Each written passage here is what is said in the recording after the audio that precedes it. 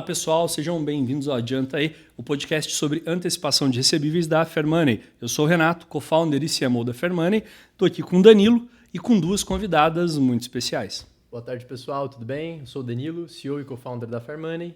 Estou muito feliz de compartilhar a mesa aqui com vocês.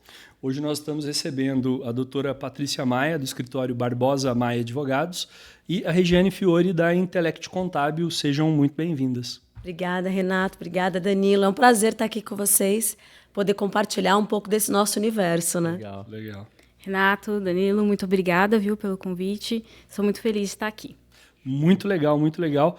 E Danilo, qual que é o nosso tema hoje? Hoje vai ser um tema muito legal, né? Acho que muitos dos nossos espectadores têm muita curiosidade sobre isso. Eu, inclusive, queria muito falar sobre isso. Eu também tenho muita curiosidade. Aproveitar aqui essa aula gratuita que a gente vai ter das duas. É isso. A gente vai falar sobre factoring, securitizadoras e FDICs, tanto no aspecto jurídico quanto contábil, principalmente. Muito legal, muito legal. Pessoal, antes da gente entrar nesse nosso tema principal, eu queria conhecer um pouco da história de vocês, né? A pessoa física e a pessoa jurídica também. Doutora Patrícia, começa? Sim, claro. Bom, eu sou Patrícia Maia, sou advogada especialista em recuperação de ativos para o mercado de antecipação de recebíveis. Nós atuamos exclusivamente para esses players, né, que concedem o crédito de segunda e terceira linha, principalmente para empresários endividados. A gente sabe que a grande maioria do nosso país, levando em consideração as inseguranças jurídicas, trabalhistas, fiscais, também possui um hub de soluções para esse mercado, em que nós temos algumas empresas e todas elas existem em prol dessa atividade macro dos nossos clientes. Sou mãe do Pedro, do Felipe, da Buca e do Hans von Kelsen. Imagina o nome do meu cachorro, Hans von Kelsen, criador da teoria pura do direito.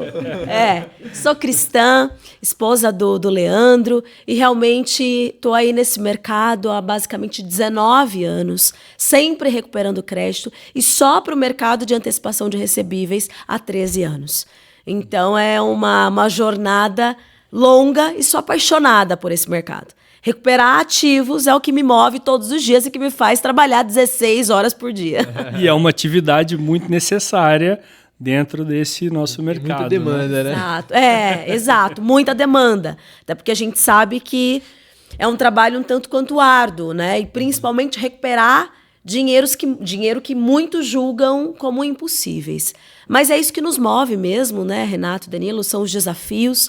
A gente sabe que esse mercado nosso de antecipação de recebíveis é um oceano azul de oportunidades, tanto para advogados, contadores, como realmente para as próprias indústrias, comércio, né?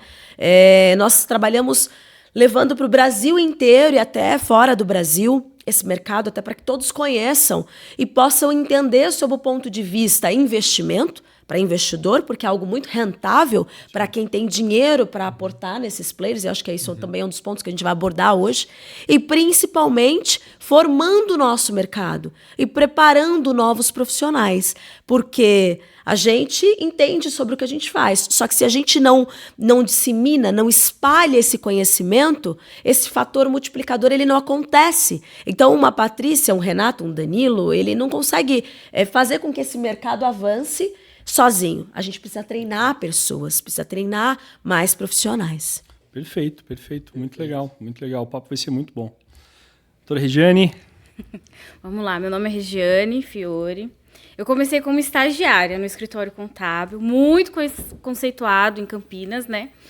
Nesse ramo de factory, securitizadora.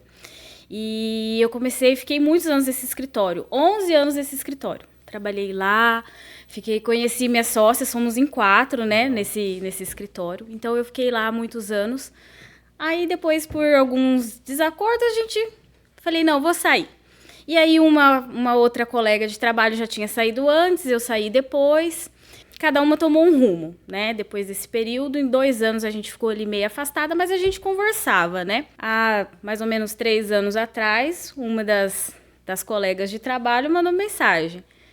Abri um escritório, já estava em outro ramo, mas na área contábil. Só que esse negócio é uma paixão, né? Esse ramo, apesar de ser na área contábil, a gente se apaixona também na área, né, de securitização, né? Aí eu falei, vamos. por que não? Você já estava sentindo falta. Eu já estava sentindo falta, porque aquilo lá é uma paixão, né? E eu estava em outro tipo de segmento, de construtora civil. Então, era a parte contábil, mas outro ramo. Falei, vamos, por que não, né? Aí ela mandou mensagem para mim e para outras 2 colegas que eram de trabalho também. Aí, depois desses 2 anos afastados, a gente se reuniu e abriu o escritório, a Intellect Contábil. Legal. E aí a gente comecei a divulgar no meu Instagram, sem, assim, pretensão. Mas eu sei histórias de que muita gente que já te acompanhava, que gostava de você de outros campos, já também instigava para que você voltasse. Foi, não, realmente, assim, eu já tinha contatos, assim, né, porque quando eu saí do outro escritório, eu levei amizades. Na verdade, eles não eram mais clientes da minha antiga chefe. Eles eram amigos. Então, às vezes, precisavam de alguma coisa, alguma dúvida. Rê, o que você acha disso? Rê, você pode me ajudar com um determinado ponto? O que você acha dessa parte de estruturação contábil? Então, às vezes, eles vinham tirar algumas dúvidas comigo. E falavam, por que você não abre escritório? Eu falava, não. Não é pra mim. Eu às vezes até falava, né? Não é pra mim. Isso não é pra mim. E muitas vezes eles ficavam fomentando na minha cabeça. Não, vamos lá, abre o escritório. E aí quando eu divulguei, falei assim, vamos lá, vou divulgar. Abri o escritório. Teve um específico, um cliente específico falou assim, ele mandou mensagem, sou seu cliente número 1. Legal. E ele é meu cliente número 1 até hoje. A gente vai fazer 3 anos o ano que vem. E ele é meu cliente número 1. É essa humanização do cliente. Exatamente. Né? O cara ele, a esposa dele. Sensacional. Mas vocês também foram sensacionais com ele. Senão ele não seria o seu primeiro cliente, chamaria desse jeito. Exatamente. Mas assim, eu tenho uma gratidão por eles demais. Legal. Isso é legal porque, assim, mais do que só o campo jurídico contábil, é a humanização do cliente, sim, né? Você tem a necessidade ali de entender que o outro elo do teu relacionamento jurídico é uma pessoa e que ele tem ali as mazelas. Muitas vezes no campo jurídico de um processo poxa, eu tenho lá 4 milhões amarrados, quando que eu vou receber? A doutora não tem bola de cristal para saber quando, mas entende também que do outro lado tem um ser humano que tem 4 milhões do capital dele amarrado e que precisa, olha, o processo é esse, infelizmente é dessa forma e eu consigo fazer isso para auxiliar você no recebimento, né? Mas não depende de mim. Sim. Né? E o contábil é a mesma coisa, né? São percalços ali que o seu cliente passa e que muitas vezes você tem que ter o tato humano para lidar com aquele cliente. E eu sei, por experiência própria, que contabilidade isso é muito difícil. Muito difícil. Não. E assim, foi o que eu falei para as meninas. Falei, gente, mão de obra qualificada tem no mercado. O que está faltando é um atendimento humanizado. É você tentar entender o que o cliente precisa. Sim. Porque o cliente não tem que entender da sua operação contábil. Ele tem que entender da operação dele, trazer dinheiro para a empresa dele e a gente fazer a nossa parte. E estruturar o contábil dele. Para que o lucro que ele está trazendo não vá gratuitamente ali para a Receita. Então, além da gente tentar entender toda a operação dele, a gente tem que ter o tato de lidar com o cliente que está estressado pela demanda, pelo não recebimento. Sim. Então, a gente, igual eu falei... Não é um cliente fácil. Exatamente. De ambiente que ele está. Né? É um ambiente bem estressante. E isso também, para nós, sob o ponto de vista formação de time...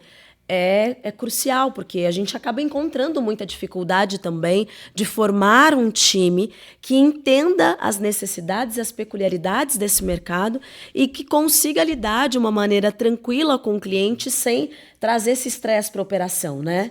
No escritório, complementando o que a Rê falou, no escritório a gente também se depara, às vezes no dia a dia, com um estresse tão alto, gente, de ter, às vezes, advogado que entra em colapso. A gente já teve advogado que eu estava num cliente e às vezes, eu não sei por que, naquele momento eu resolvi acompanhar pelas câmeras o que estava acontecendo dentro do escritório.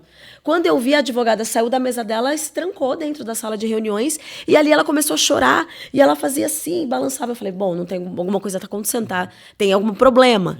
E aí eu liguei para minha secretária e falei, vai lá. Ela teve uma crise de pânico, uma crise de ansiedade. Então, não é só o conhecimento jurídico, né, Renato e Danilo? Psicólogo também, né? Também. E não é o conhecimento só jurídico, contábil, mas a gente entender as peculiaridades desse cliente, entender a responsabilidade que nós temos, né, em nossas mãos, que é o patrimônio do outro. Nós não podemos errar, nós não podemos falhar. E, óbvio, a gente tem um compromisso muito grande de entregar com excelência, encantar o cliente e trazer resultados. Então, são desafios desde a hora que a gente abre o olho até a hora que a gente resolve fechar para dormir, né? Eu digo que é incansável isso. E aí, até tem um momento que eu cheguei esses dias, falei para minha casa, eu falei, gente, só hoje eu não gostaria de tomar nenhuma decisão. Eu não gostaria nem de decidir se o papel higiênico acabou dentro dessa casa. A gente veio falando disso hoje. Quero. A gente veio falando disso hoje, que é aquele momento que tá tudo bem. Você já fez o teu trabalho, mas você está esgotado. Você quer chegar em casa e não é por desrespeito a ninguém, mas você não quer nem conversar. Não quero. Você quer sentar na sala e não fazer só nada. Eu só quero ficar Só parado. nada. Aí vem mãe, acabou o papel higiênico. Eu falei, limpa com o guardanapo. Mas você tá brava. Não tô brava com Não tô você. brava, eu só não quero decidir nada. E no jurídico, depois eu quero até entender se no contábil tem esse desafio também, porque a gente estava conversando ali fora, e é aquela demanda de o seu cliente tem o direito, né? Realmente ele está estabelecido, mas você tem uma insegurança jurídica mesmo assim, e tem o não reconhecimento do direito no tribunal, você tem algum percalço jurídico para que não tenha a efetiva tutela jurisdicional em tempo, e aí o seu cliente que aguarda o recebimento daquele recurso que é considerável para ele, precisa fazer um dispêndio de capital, às vezes, para pagar alguma coisa, para pagar umas custas judiciais, para interpor um recurso, e é um processo que ele tem o direito. E, naturalmente, a gente fala para ele que ele tem o direito, mas que é uma demanda jurídica, não tem como nós garantirmos o êxito da ação, mas ele tem o direito. E o advogado, depois, ele tem que repassar aquela informação do direito que o seu cliente tem, mas que, porventura, você vai ter que interpor um recurso porque o juiz de primeiro grau não acatou o seu pedido. Exato. Como que a advogada chega e entrega um resultado desse para ele?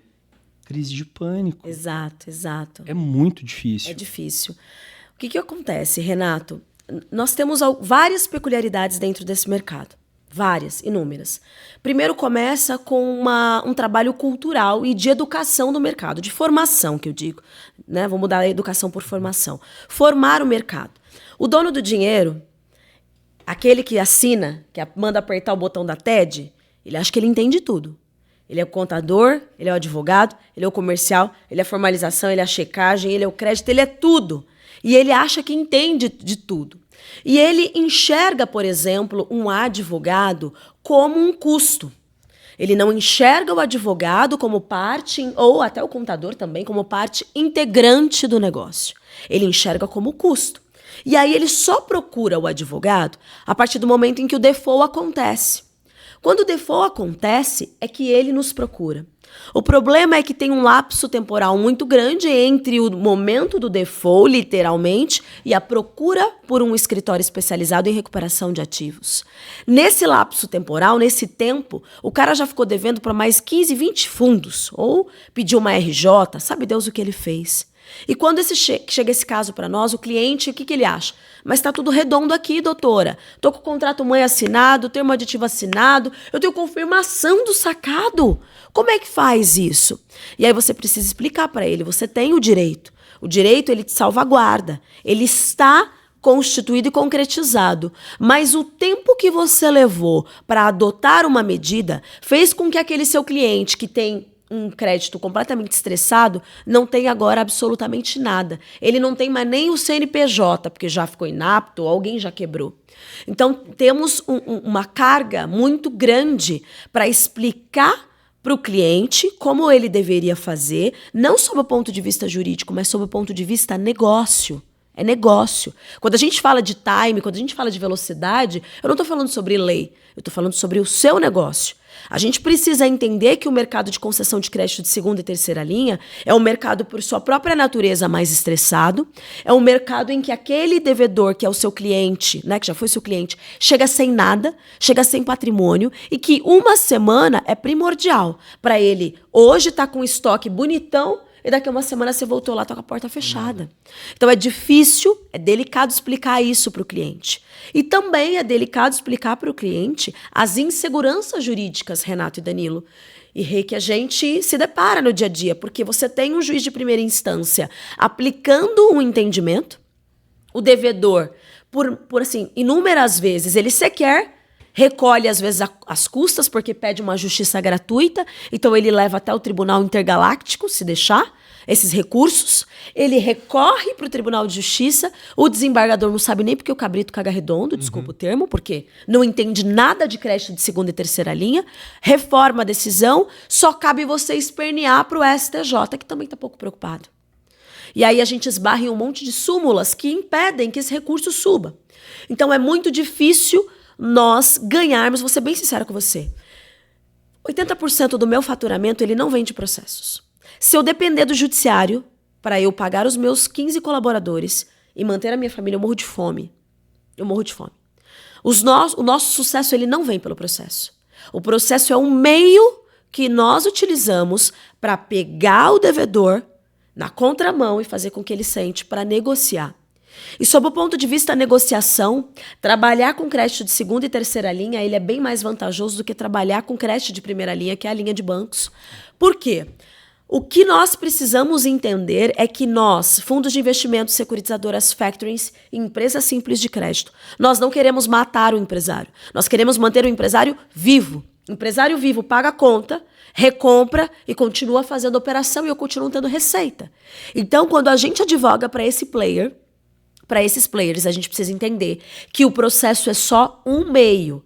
E se eu conseguir fazer com que esse devedor venha para uma mesa de negociação, e claro, o meu cliente também tem a flexibilidade de entender que ele já deu crédito errado, né? E por sua própria natureza, a operação, eu vou ter que fazer concessão. Se a gente conseguir fechar esse acordo, o cara vai voltar e vai te pagando. Mas para isso eu preciso fazer pressão. Então, a gente trabalha hoje muito na formação desses nossos clientes para que eles entendam que advogado e contador não é prejuízo. É parte integrante do negócio. É estressante, é cansativo. Eu acho que eu trabalho 16 horas por dia, pareço uma louca alienada, entendeu? O dia inteiro com crise de... Passamos ali, tinha agora um brinquedinho que você tinha que fazer para controlar a ansiedade. O meu faz... Entendeu? Não tem como. Mas é uma questão muito de perfil natural, também. Natural, né? Mas a gente enfrenta essas dificuldades e o que nos move realmente são os desafios, a paixão por esse mercado, como a Rê falou. Não tem jeito, né? Eu só sei recuperar dinheiro. Eu não sei fazer outra coisa que não seja investigação patrimonial, recuperar dinheiro. Eu realmente nasci para isso, né? Tem técnica, eu sei, tem muito estudo, mas eu acho que também é muito uma questão de perfil para trabalhar para esse mercado, sabe? Vou perguntar uma coisa para vocês. Porque assim, tem muito financiador que vem, e tá surgindo muito financiador no mercado agora, inclusive, né? Tem muita gente iniciando agora, e a gente toda hora fala que o nosso mercado tem uma barreira de saída, não tem uma barreira de entrada. É muito fácil você começar a distribuir crédito no mercado, difícil você voltar com esse crédito, mas muitas vezes eles ficam pensando assim, tá, então qual que é a melhor estrutura para eu ter? É factoring, securitizadora ou FDIC para, por exemplo, recuperar um crédito ou contabilmente falando? Então, eu imagino que não tem uma resposta pronta para isso, acho que talvez dependa do cenário, mas eu acho que é legal jogar essa pergunta para vocês, para a gente trazer hoje para o público, por exemplo. Hoje vocês veem, tem alguma que é melhor, pensando no cenário jurídico e no cenário contábil? Olha, não sei o que a Rê vai falar sobre o cenário contábil, mas sobre o cenário jurídico, a melhor estrutura hoje para antecipação de recebíveis é o FDIC. É o FDIC. É o FDIC sobre quais aspectos? Né? Sobre quais aspectos? Sob o ponto de vista captar recursos, quando a gente fala em FDIC, ele é melhor.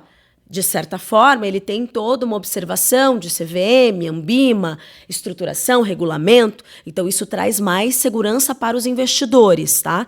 Isso porque a gente também trabalha com captação de recursos fora do Brasil. E quando a gente apresenta os dois modelos, o investidor, principalmente norte-americano, ele prefere o modelo FDIC, até porque na leitura dele também é o que mais se aproxima daquilo que ele ouviu falar.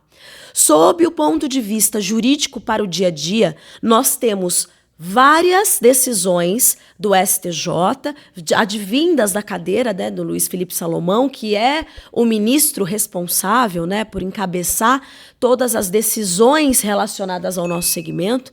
São decisões completamente favoráveis. Por exemplo, o FDIC ele não se submete à lei de usura. Né? Então, nós podemos praticar juros de mora acima do patamar legal de 1%, obviamente mantendo percentuais módicos, né? Não dá para ter uns clientes que chegam lá no escritório, me mete um contrato mãe com 20% de juros de mora ao mês. Eu falei, criatura! Não dá, né? Então, mas o FDIC é uma estrutura melhor para se antecipar esses recebíveis, para que a gente movimente esse mercado.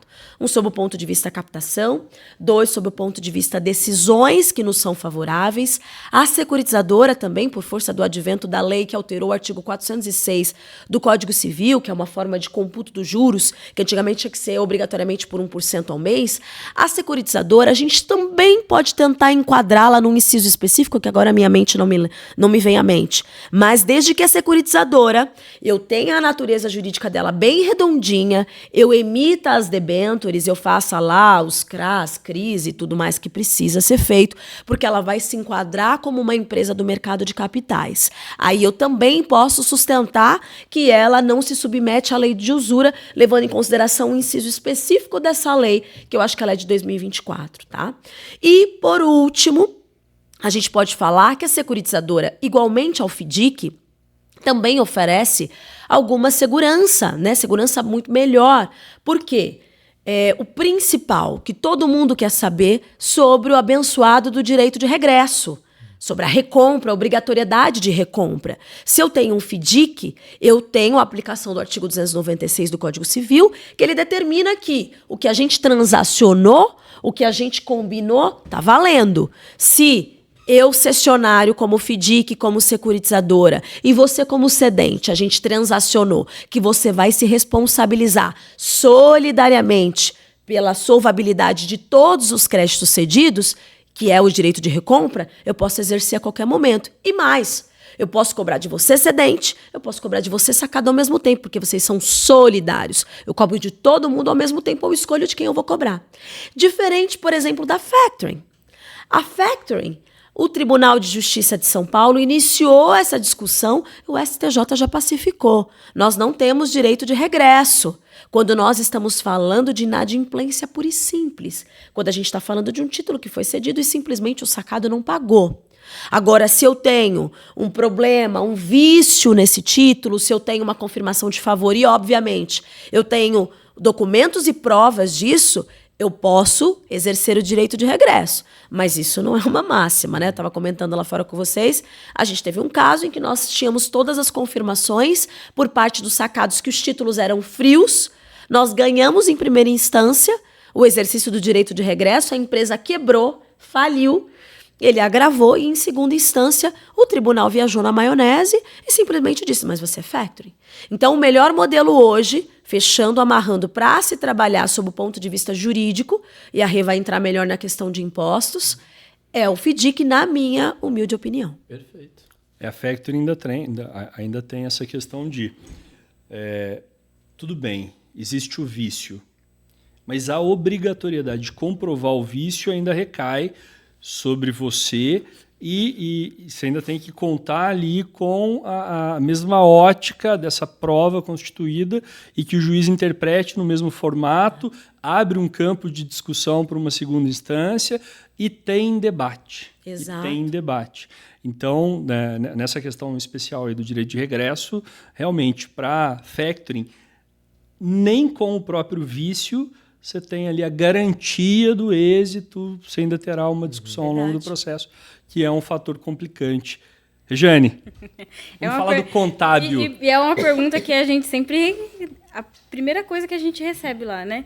Às vezes a pessoa não sabe qual segmento, ela tem uma grana, ela quer abrir uma empresa.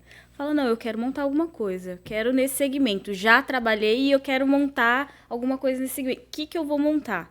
Às vezes o fundo, a pessoa não tem o capital suficiente para ter um fundo, e o fundo também é uma coisa boa, porque ele não vai ter imposto, só mas na o custo saída, fixo né? dele também já é maior. É um custo alto, né? Para você manter ele para ele fazer sentido, ele tem que ter muito volume. Então, não é o cliente que a gente atende, principalmente porque não precisa de uma contabilidade. Ele já vai ter administrador ali, então não é mais a parte que a gente atende. A gente vai atender a factory, securitizadora. Então, assim, eles chegam lá, e aí? Aí eu tento entender o que vai fazer sentido para ele. Na factory, né, a gente sabe que eles vão trabalhar sempre com capital próprio. Na securitizadora, capital de terceiro. Daí eu vou explicar qual a diferença de cada uma. Na factory, a gente sabe que tem IOF, PIS e COFINS já está um pouco mais elevado, 7,6, né, de COFINS, 1,65 de PIS. Aí, na securitizadora, esses recursos que eles pegam de fora, tem os juros. Para fazer o PIS e COFINS, o que a gente faz? Pega a receita, abate os juros e depois aplica 4% de COFINS e 0,65 de PIS. Salgado, né?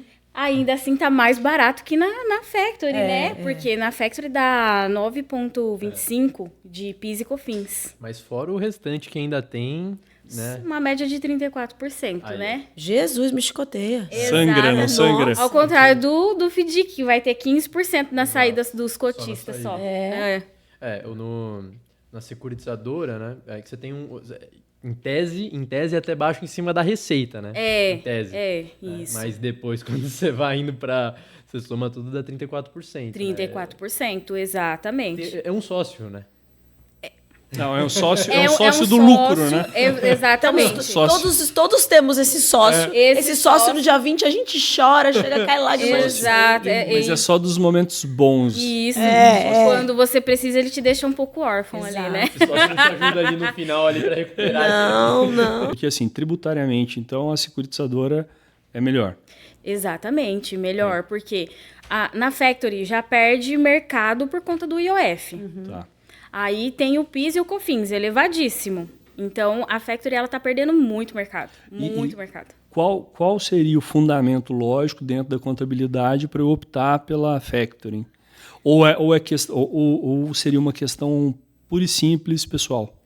Então, às vezes a gente tenta entender. Tem gente que tem apego ao CNPJ. Tudo bem. Então, a gente fica, às vezes, mantém o CNPJ da factory e tem o FDIC. O FDIC não, a securitizadora. Então, às vezes, a gente vai mantendo duas empresas ali, porque tem o apego do CNPJ. Então, tem a factory e tem a securitizadora. Financiador, se quiser uma vantagem tributária, é securitizadora, factoring não. Mas a gente super entende a questão do apelo daquele CNPJ antigo, viu?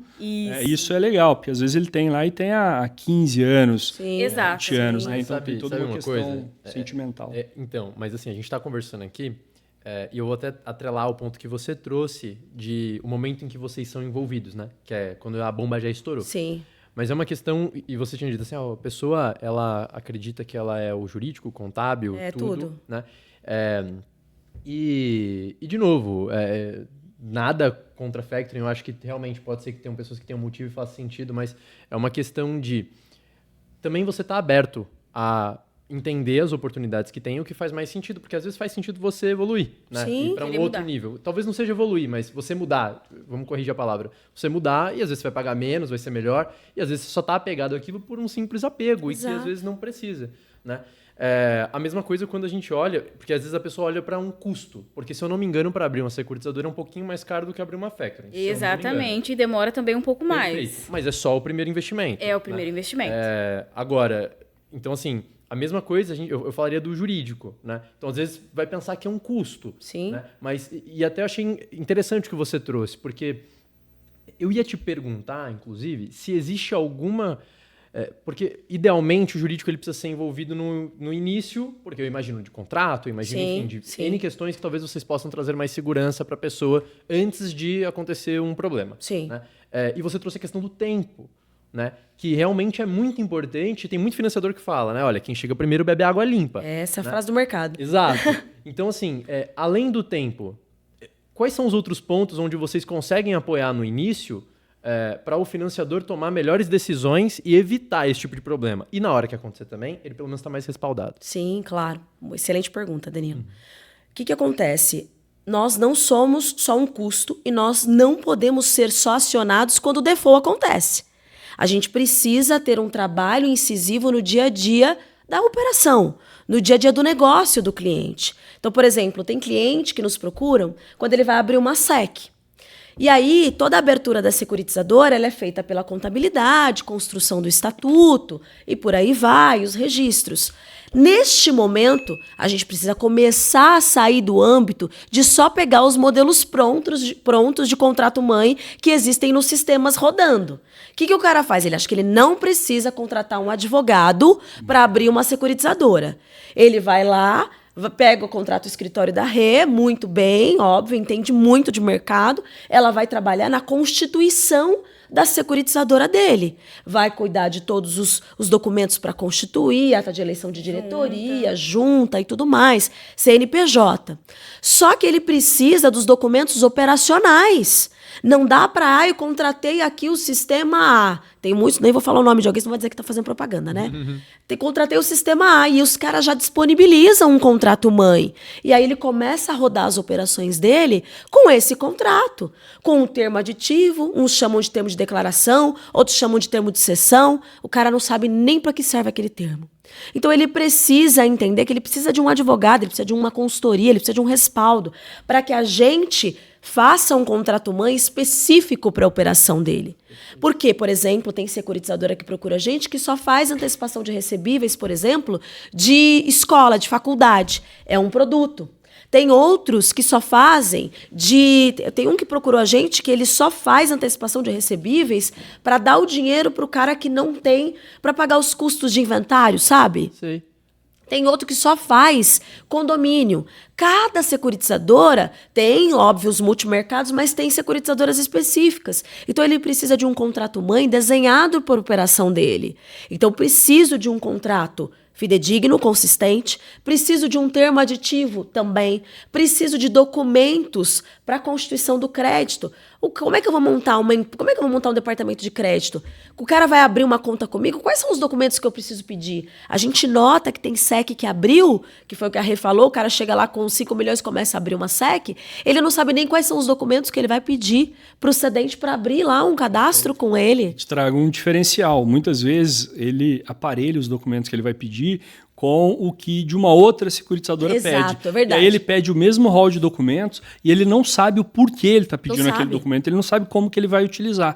E tudo bem, às vezes ele vai fazer uma concessão para o cedente que não mandou um documento, que aquele documento é chave, mas ele insiste em um outro documento e eu quero a certidão de casamento sua e talvez para aquela operação dele não faça sentido. Não faça sentido. Então é importante uma assessoria jurídica para entender a sua operação e uniformizar o seu rol de documentos. Exato. Que não vai ser o mesmo rol de documentos de vários colegas que você trouxe.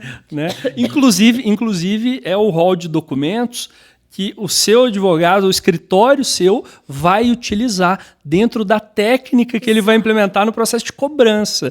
Ou seja, quem precisa formalizar o seu rol de documentos é o seu escritório de advocacia. Exato. Você vê que às vezes a gente pega, Renato, tem um pessoal que coloca no rol de documentos carta de outorga uxória. Aí você fala para o cliente, você sabe o que é isso? Não. É porque eu fui na palestra tal, fui no sei onde lá, e disseram que isso aqui tem que ter carta de outorga uxória. Aí você explica pro abençoado que ele tá brigando com o cedente para pegar a assinatura da esposa, sendo que não vai usar aquela merda para nada, entendeu? Então, assim, é delicado. Aí, por exemplo, o que a gente também se depara muito, qual o problema? A constituição de garantia. Cara, isso é um BO terrível. Por quê? A securitizadora, eu posso sim constituir uma garantia de alienação fiduciária para ela, né? O FDIC pode tudo. Então, a gente parte assim, se a gente pensar se a gente fizer um rol, FDIC, tudo. Securitizadora, 50%. Factoring, 20. Né? Se a gente fizer como se fosse uma pizza, por exemplo, o FDIC pode tudo. A securitizadora também pode. Só que tem formas de eu fazer essa operação estruturada. Existe um mecanismo. Eu preciso saber como constituir aquela garantia, o que vai ser a obrigação garantida. Então, a gente se depara no dia a dia com muitos erros na constituição, na formalização das garantias. E aí, quando ele vai tomar o imóvel, vai tomar o veículo, vai tomar o maquinário, ele percebe que constituiu tudo errado.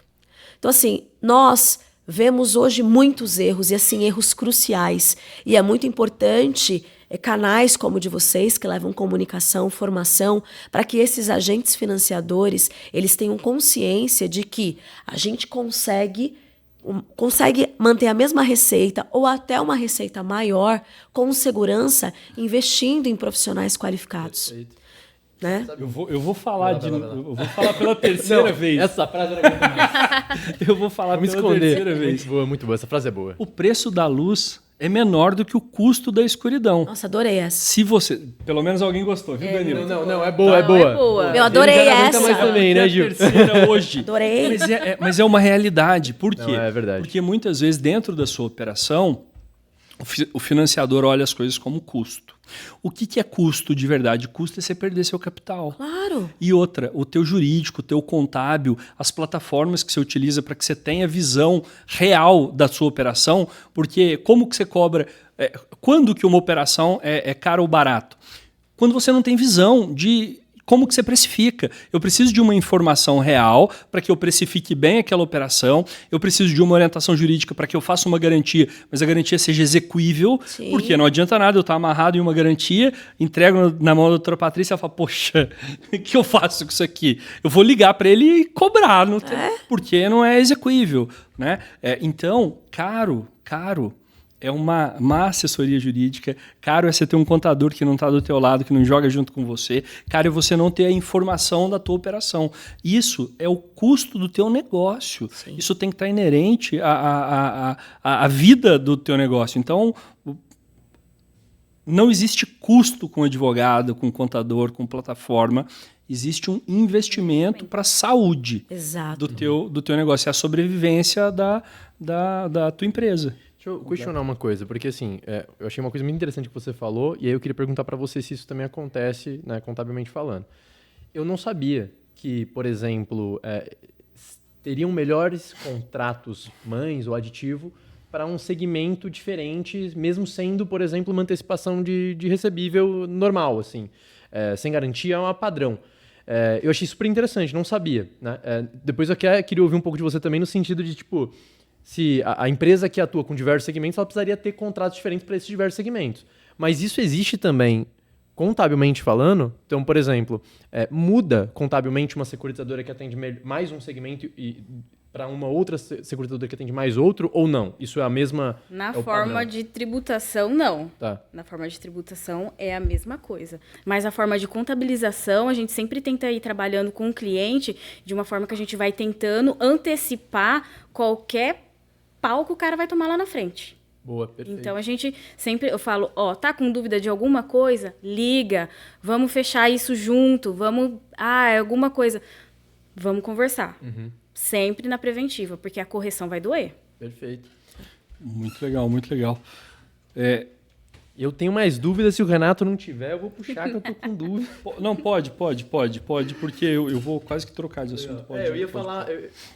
Só complementando o que você perguntou sobre a questão da diferenciação dos contratos, do contrato mãe, por exemplo. Eu tenho um cedente que eu sei que ele só opera com comissária. Tá bom. Só faz comissária. Perfeito. Eu, lá no escritório, o que a gente orienta dentro do nosso departamento consultivo? Esse cliente, a gente constrói um contrato mãe até com uma cláusula de vencimento antecipado.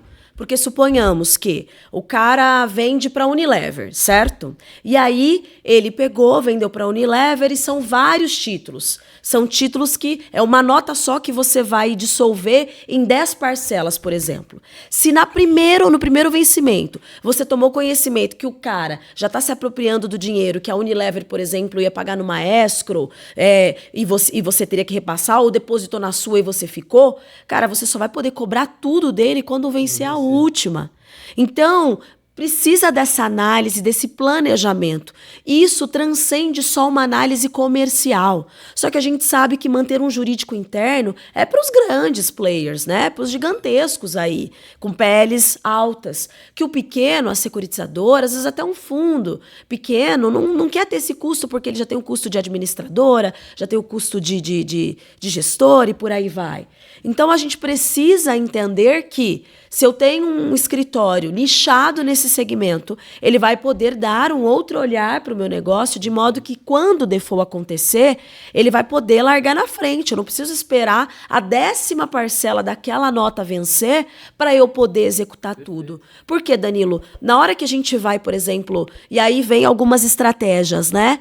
Recuperar dinheiro nesse mercado é diferente de recuperar dinheiro de uma CCB pura e simples do Banco Santander, Bradesco, Banco do Brasil. Tem outras estratégias que nós utilizamos, então a gente precisa fazer antes uma investigação patrimonial. Geralmente o cedente, quando ele começa a operar num fundo ou numa securitizadora, ele já tem várias execuções. Já tem várias execuções tramitando contra ele. E ele é um consumidor, ele é um cara que só tem dinheiro em escrow, tá? E aí, se você chega para você o default, para você fazer a recuperação, se você optar por ir só pelo caminho da execução, você vai ser mais um. Porque ou você vai conseguir penhorar a escrow dele e torcer para que tenha algum valor lá, e ele tenha a escrow movimento e não só a escrow propriamente dita, porque se ele tiver a escrow propriamente dita, o outro fundo que operou vai aparecer com o termo de cessão e vai falar, esse crédito é meu. Você tem que rezar para ele ter movimento, que cai o dinheiro na escrow, account normal, e o restante eles passam para movimento para você pegar alguma coisinha. Só que se você for para uma execução, você vai ser só mais um.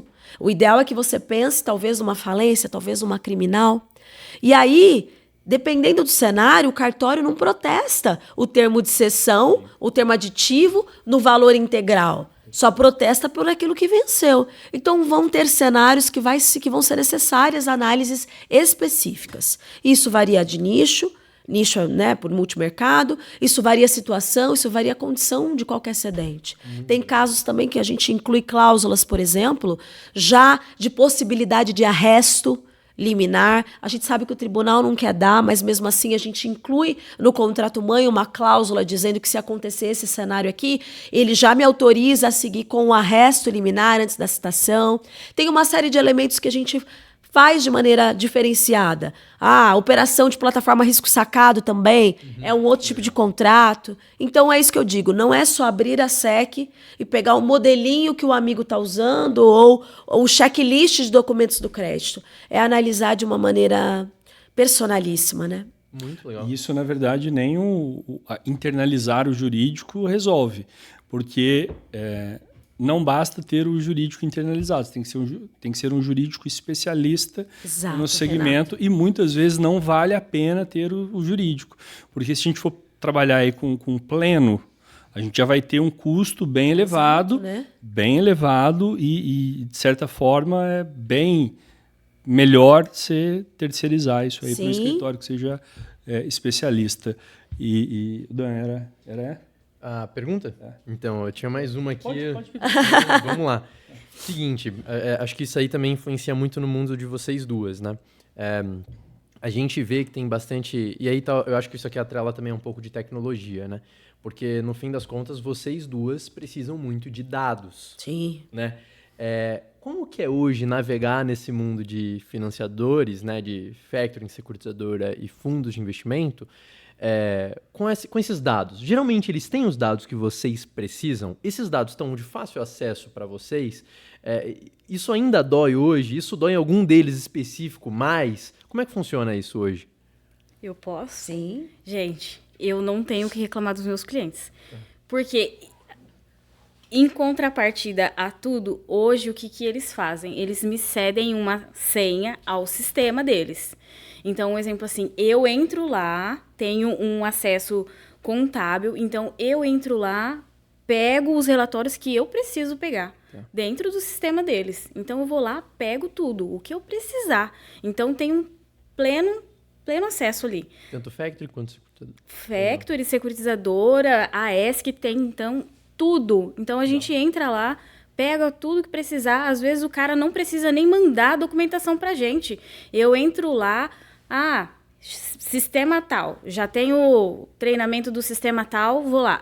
É outro sistema, né? Que não é todo mundo que trabalha com um sistema só. Então, eu vou lá, pego um sistema. No começo, teve gente que foi um pouco mais relutante. Só que aí até o cara falou assim, poxa, eu não preciso ficar aqui perdendo um tempão.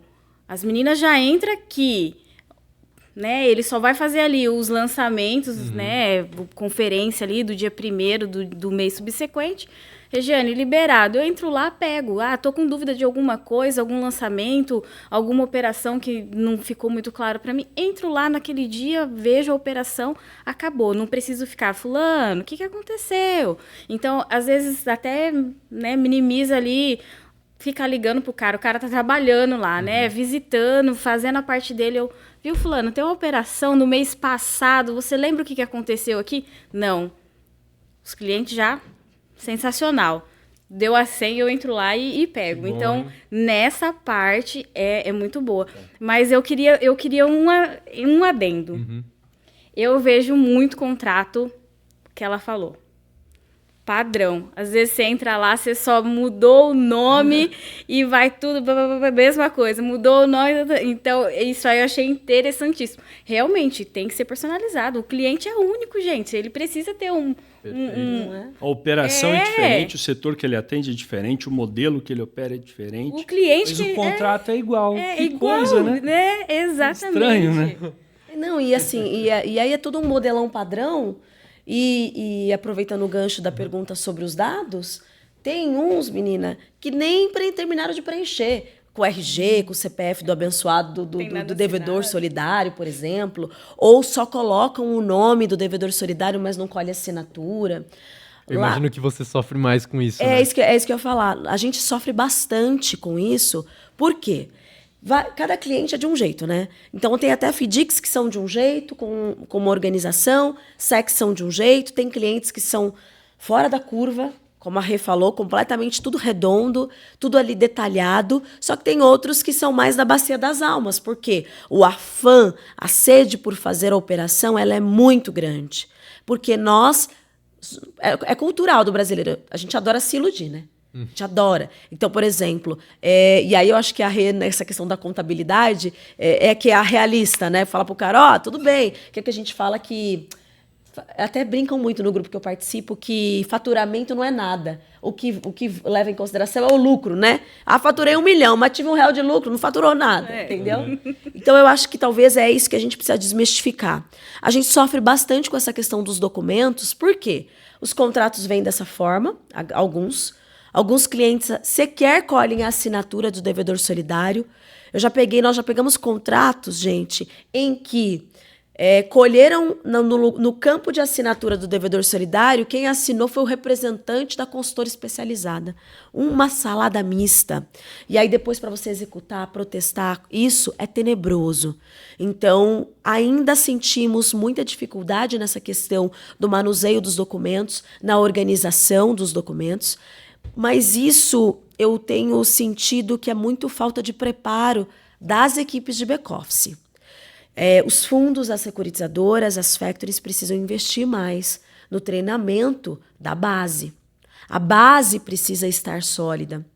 A gente vê que tem departamentos de cobrança que eles não sabem por que eles apertam o botãozinho de fazer um protesto de um boleto por indicação. Eles não sabem nem o que é uma DMI.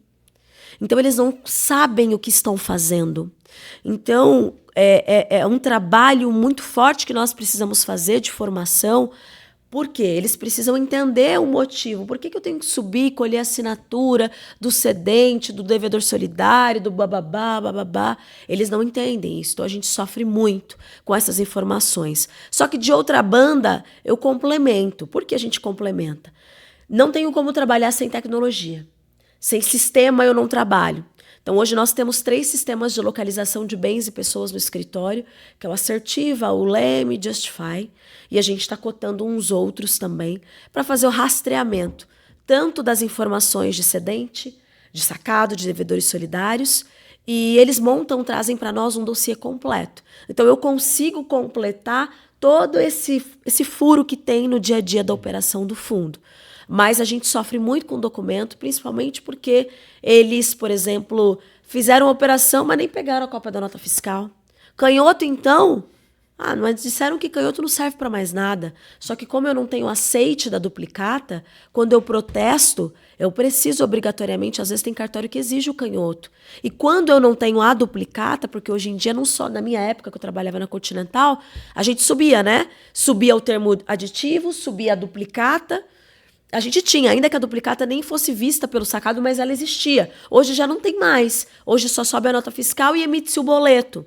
Então, quando eu vou executar o boleto, porque eu não tenho duplicata, a lei exige que eu tenha o canhoto assinado. Se eu não tiver o canhoto, eu não consigo executar, tem que ser monitória. Então, a gente sofre nesse aspecto. Eu imagino, viu? Para isso, vale um treinamento com a equipe. Porque, veja bem, né, de uma execução para uma monitória, pode significar o êxito... Anos, às vezes. Você perde o acesso àquele crédito, porque você vai ficar no final da fila e pode significar o êxito da sua cobrança ou não. Vale um treinamento com a equipe do FDIC, da securitizadora, vale estruturar, às vezes, uma aula, um curso, falando da importância e do que muda, por exemplo, o canhoto, o que muda eu ter a formalização do documento de forma contente, como está programado. Valeria um conteúdo desse? Faz sentido? Com certeza, Renato. Esse trabalho de formação, ele é imprescindível, porque isso facilita o nosso trabalho na hora de recuperar o crédito, facilita, traz segurança, por exemplo, para o FDIC, que capta dinheiro de terceiros, né? A gente sabe que PDD impacta em muito, concorda? Então, são todos elementos que, quanto mais treinado o time, quanto mais formado e preparado esse time, a gente vai reduzindo os erros e vai diminuindo os riscos. Então, hoje a gente precisa investir muito em treinamento das áreas de back-office. Por quê? Os FDICs e as securitizadoras contratam pessoas que nem sempre são de mercado. Perfeito. Geralmente é o primeiro emprego, né? Geralmente as pessoas são muito jovens. Então eu aprendi isso muito na Continental. Eles contratavam pessoas muito jovens, mas a gente treinava o time. Nós fazíamos sempre treinamentos em company, treinamentos em eventos como hoje o da jornada. Então a gente investia muito em educação. Então esses profissionais, eles estão em formação. Eles precisam saber de maneira super simples o que eles estão fazendo, qual é a importância do meu trabalho, qual é a importância de eu apertar um botão, não é só apertar um botão, mandar uma notificação confirmando o recebimento da mercadoria. Por que eu tenho que ligar para o sacado? E quando eu faço a ligação, eu tenho que dizer para ele que o cedente é tal, que a nota fiscal é tal, que ele comprou tal, que ele pagou tal, e o vencimento é Y. São coisas simples que, por um mero treinamento, você diminui uma dor de cabeça tamanha. Perfeito. Muito legal, muito legal. Bom, a gente está caminhando para o nosso final, mas eu tenho uma pergunta bastante complexa e importante, na minha visão. Vamos nos ater aí na questão jurídica e contábil. Eu posso dizer que, juridicamente, a melhor estrutura é o FDIC, posterior a securitizadora, depois a factoring, e contábil eu também posso dizer que o FDIC é a melhor estrutura, a segunda seria a SEC e a factoring a terceira. E isso vale, mas claro, a gente aplica em contextos diferentes, porque tem a questão do capital de terceiro, tem a questão da minha estrutura, tem a questão ali do direito de regresso. Então, a melhor estrutura no campo jurídico seria o FDIC. Mas, dentro de um contexto, aceita-se o securitizadora, aceita-se a factoring. É isso. Exatamente isso, Renato. O melhor dos mundos, o país de Alice, é o FDIC. Só que é o que a Rê falou. Nem todos ainda estão num momento, né? Tem muito cliente que, por exemplo, tem a factoring, ou nem tem a factoring, mas ele fala, eu saí, trabalhei num banco X, fiz muito relacionamento, estou com capital de 5 milhões. Vou começar a brincar, e para brincar, ele abre a securitizadora. Porque, querendo ou não, fica mais fácil para, no dia a dia da operação, ele conduzir. Porque quando a gente tem o FDIC, a gente também não tem essa liberdade toda, né? Para fazer as operações, para ditar uma série de coisas que nós faríamos se tivéssemos a securitizadora. O que a gente enxerga no mercado, Renato, é que muitos têm os 3 modelos. Exato. Né? Muitos têm os 3 modelos. Tem o FDIC, continua com a securitizadora, porque dependendo do cenário eu faço operações mais arrojadas na SEC, e a factory é para os meus amigos. Né? Para aqueles que são muito antigos e a gente está ali num relacionamento mais estreito. O melhor cenário seria o FDIC. Ele é o país de Alice, como eu disse para vocês, Alice no País das Maravilhas. Mas a securitizadora também é um excelente veículo para antecipar os recebíveis. Hoje, com várias ferramentas tecnológicas no mercado e com vários, grafeno, BMP, muitas plataformas, a gente consegue hoje, com a própria SEC, fazer operações com CCB, operações com nota comercial, operações que foram criadas inicialmente para dar lastro para o nosso antigo fomento, que era aquela nota promissória, né? Que também poderia ser chamada de intercompany, que a gente manda uma nota promissória, vai, mas não vem. Então, foi necessário que o mercado se amoldasse para atender às solicitações de CVM, para atender às solicitações regulamentares. Então, ele se moldou com esses grandes players que são excelentes no mercado. Então, hoje a gente consegue fazer operação de CCB, nota comercial, tanto pelo FDIC como pela securitizadora. Então, a securitizadora também é um excelente veículo. E, obviamente, a factoring, desde que a gente tenha um treinamento adequado, desde que a gente tenha uma contabilidade preparada para gerir esse negócio e que tenha um corpo jurídico para acompanhar e te dar o direcionamento, também ela é plausível. Mas, sendo bem polêmica, cara, quem tem uma factory tem uma SEC. Perfeito. Né? De acordo. Contabilmente, eu gosto muito da securitizadora. Perfeito. Tributação. O fundo é aquele negócio, né? Tem gente que não é tão arrojado para ter um fundo. Então, vai ali na securitizadora. E aí a gente tenta entender o que o cara precisa de fato. Recentemente, o cara chegou lá e ele falou, então, eu tenho um capital pequeno, só que eu só opero dentro do limite aqui de Campinas. Falei, então, vamos abrir uma ESC. Fazia sentido para o cara ter uma ESC. Legal. Então, a gente realmente atingiu, ele foi com uma ideia, a gente apresentou algumas, sentamos, conversamos, analisamos ali e abrimos essa ESC ali para ele. Mas no meu cenário, entre a factory e a securitizadora, o fundo é o sensacional, mas precisa ser um pouco mais arrojado. Mas a securitizadora, ela ganha mais mercado. Ela não vai ter IOF, PIS e COFINS reduzido, você ainda tem a dedução para fazer o PIS e COFINS. A base de cálculo de RPJ, contribuição, a gente sabe que é salgado, pesada mesmo, né? Para tudo ali. Mas a securitizadora, ela está ganhando mercado mesmo. Muito legal, muito legal. Bom, isso, na verdade, é uma aula para os nossos financiadores que estão assistindo, de para onde eles vão virar ali o barquinho deles, né? Se é um barco, se é uma caravela, se é um navio, né? E é um paralelo que eu fiz dos bancos que caminham em sentido de se tornar também FDICs ou terem FDICs dentro de sua estrutura, de virar um Titanic e virar um barquinho, né? Para aproveitar outros mercados. Verdade. A FDIC e a securitizadora, eu acho que seguem o mesmo rumo. O FDIC ele tem ali mais alguns entraves, mas a SEC você consegue controlar do seu jeito. Você é o grande tomador de decisão, não sofre ali toda uma regulamentação por cima. Mas, estrategicamente, juridicamente e contabilmente, FDIC seria a melhor opção. É Sim, isso? Isso aí. Boa. Danilo, nós não poderíamos caminhar para o nosso final sem agradecer os nossos patrocinadores. Bom, Pessoal, primeiro que aqui na Adianta E e na Fairmoney a gente preza muito pela colaboração, né, dentro do ecossistema, né, que tem dos financiadores, né, fortalecer a classe dos financiadores. E primeiro eu queria agradecer a aula que vocês deram, a aula gratuita aqui, né, para todo mundo que vocês deram. Eu de verdade, eu tenho mais um monte de dúvida aqui. Eu falei, cara, eu não vou perguntar porque senão eu vou estourar. Eu tenho pelo menos mais umas duas que eu tenho muita curiosidade, assim. Mas a gente vai mandar por escrito. Vou mandar para vocês tá bom, por pode escrito. manda. A gente compartilha. Mas a questão a gente sempre busca muito parceiros, né, que tenham esse mesmo valor que o nosso, né, de crescer com colaboração, crescer com parceria, né?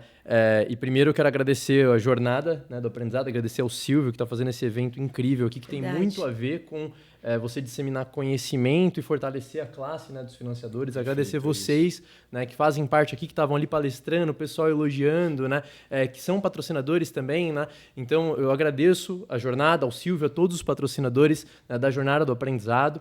E agradeço também aos nossos patrocinadores, né, no Adianta E, como a Grafeno, por exemplo, que também está sempre aqui ajudando a ensinar, né, trazendo sempre conhecimento para o mercado. O Bira, a Dimensa, que sempre que eu falo da Dimensa, aparece aqui a Dimensa. Parece que é sincronizado. É incrível. Né? Sincronizado. Eu agradeço bastante também a Dimensa, né, principalmente, né, o Bira, né, que está sempre também disposto a compartilhar esse conhecimento. Ao Smart, inclusive uma plataforma de RP, acho que você já riu aí, deve usar bastante, né? A gente tem parceria com o Smart, você financiador que precisar, né, de um RP, conta com a gente tem alguns benefícios e a gente, enfim, consegue te ajudar com isso. Agradecer também a Bicred do Roger, né, que falando de colaboração ali, o Roger, não sei se vocês conhecem, mas a Bicred ela é uma plataforma ali de compartilhamento de informações entre os financiadores, é incrível, é bem legal mesmo para os financiadores se cadastrarem lá e fomentar essa colaboração no mercado. A FIAP. E tem mais? Não, é todos esses, não, né? não tem mais, tem os nossos agradecimentos. Danilo. Esse é um mimo Ai, que delícia. nosso para vocês. Obrigada. Muito obrigada. Esse é o Fair Wine, é o vinho da Fairmoney. Que top. Podem abrir e depois eu quero um post. Um post. Olha, post. Extremamente importante. Não é? Que extremamente importante. Eu vou abrir hoje. Mas eu quero um feedback sincero pode também deixar, depois, pode deixar. Tá? Top. E